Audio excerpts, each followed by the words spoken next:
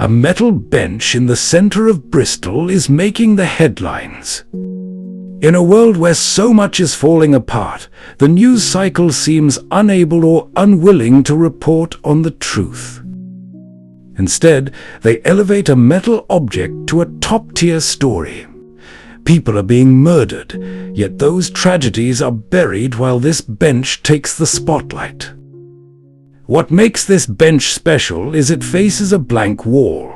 But let's be real, most people sit because their legs ache. I'd rather stare at a wall than at a bus full of gawking eyes staring back at me. And if the bench were reversed, what view are we really losing? Rows of kebab shops? It's one of the most congested systems of traffic in Bristol. People could see that just by looking out their own window. FFs. I'm raising my glass to all the idiotic people focusing on a metal bench and a wall. Let's look at the real news. We have a Prime Minister driving the UK into bankruptcy, a complete and utter pillock at the helm. In London, we have a mayor turning the capital into a third-world shithole. The Prime Minister would rather focus on scrubbing the internet of AI images of himself in women's knickers than tackle child pornography sites.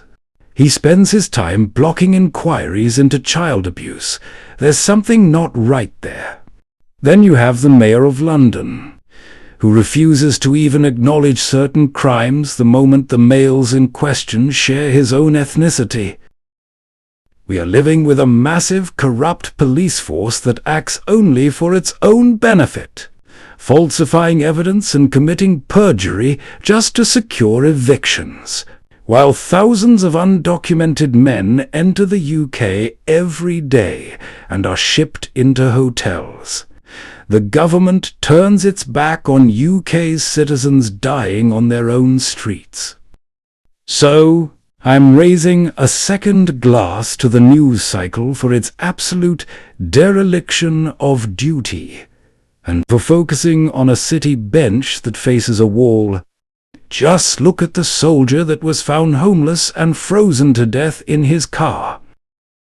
He gave his all for this country, and then when he returned, he was the pallbearer who helped carry Princess Diana to her last resting place. And what did the government do? Fucking spit at him? Kick him to the side of the road like a piece of shit? The government has the cheek to suggest that you might be called to fight for your country. Why would anyone fight for a country that treats its heroes like trash?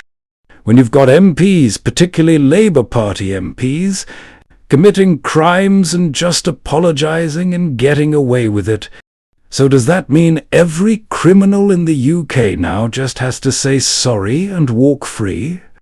You have undocumented men sleeping in army barracks, in the very beds where they may have killed the original occupants. If this isn't the biggest betrayal of our soldiers by their own government, I don't know what is. It's a fucking disgrace. If you can't see that, you're part of the problem.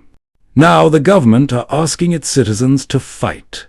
And if you ask me, fight we will and fight we must. But we aren't fighting another country.